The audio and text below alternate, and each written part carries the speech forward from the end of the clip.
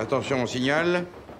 3, 2, 1, partez. Paris Police 1905, en quelques mots, c'est un cadavre au bois de Boulogne. Bertillonnage complet, dactyloscopie sur l'arme, et puis vous demandez au docteur Soquet s'il peut déterminer l'heure du décès. L'humour noir. 4 balles, monsieur. Et il va me faire croire à un suicide. Des discriminations sexuelles. J'ai un collègue qui dit qu'ils sont contagieux. Il a raison. De la violence. Du deuil. C'est du giallo. Un polar vénéneux. Un conte gothique.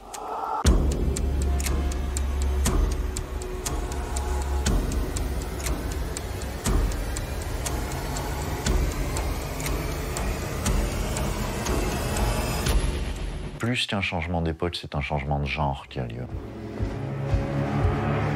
C'est une série qui nous permet de se promener à l'intérieur de tout un tas de genres. Il y a un peu de film d'angoisse.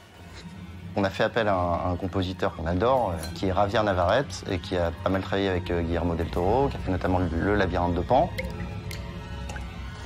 On est clairement dans un mélange entre horreur gothique et humour très noir. Plus que dans la saison 1, peut-être que là, on a un petit peu poussé les curseurs. Affaire Cogny, avril 1904, non résolue. Vous vous souvenez? Le notaire dans la cheminée, il embaumait comme un rôti de porc. Mais surtout, ce qui m'intéressait, c'était de rapprocher le crime et le travail de police de l'intimité des personnages. Et ça, véritablement, la police des mœurs, c'était le vecteur idéal pour traiter ce thème. La police des mœurs, c'est une usine à saleté.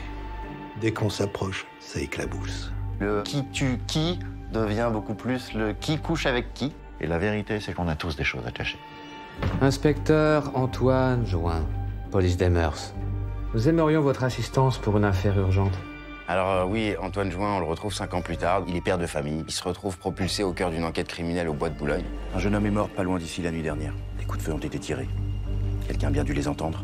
C'était intéressant pour nous d'envoyer notre inspecteur Join un peu explorer là-bas. Vous avez les filles, travail en soirée, sortie d'usine. Et au sud? Sud, on n'y va pas trop, c'est le coin des tornus.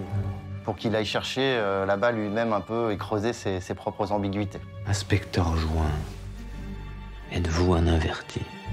Il va miser sa carrière, il va miser son honneur, sa réputation. Donc il a gros à perdre cette fois.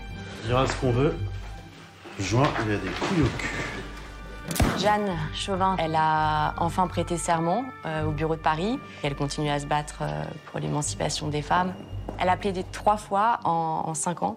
Elle a perdu à chaque fois. Donc on la retrouve quand même assez désillusionnée. Le préfet Lépine est effectivement brisé. Il a perdu sa femme et il va se mettre à douter du rôle de la police. Policier est un métier noble. Il faudrait que je vous présente certains de mes hommes. De l'institution, de sa place. Je crois qu'il va être temps pour moi de remettre ma lettre au ministère. J'arrive. Voilà la brute. Firsi est devenu l'homme de main de Meg Steinheil. Paye tes dettes. T'as joué, t'as perdu, tu raques. Il s'ennuie quand il n'a pas de violence. Celle-là, c'est l'hôpital. Et celle-là, c'est la morgue. Donc il prend le costume de voyou. Les affaires reprennent? Samedi. Combien de joueurs? 12. Avec Meg, on a vécu beaucoup de choses dans Paris Police 1900. Mais là, on se retrouve à travailler ensemble. Mon épouse n'est pas spécialement contente que je travaille pour elle. Un jour, elle te demandera quelque chose que tu ne peux pas faire, que tu ne dois pas faire. Tu serais capable de refuser. Marguerite Steinheil, vous connaissez? On la surnomme pompe funèbre. Alors, Meg Steinheil, notre courtisane, c'est notre héroïne hitchcockienne. Le danger vient de partout parce qu'on a son mari, sa mère, sa fille. Je te déteste. Rien ne marche dans cette famille et elle essaye de faire tenir ça.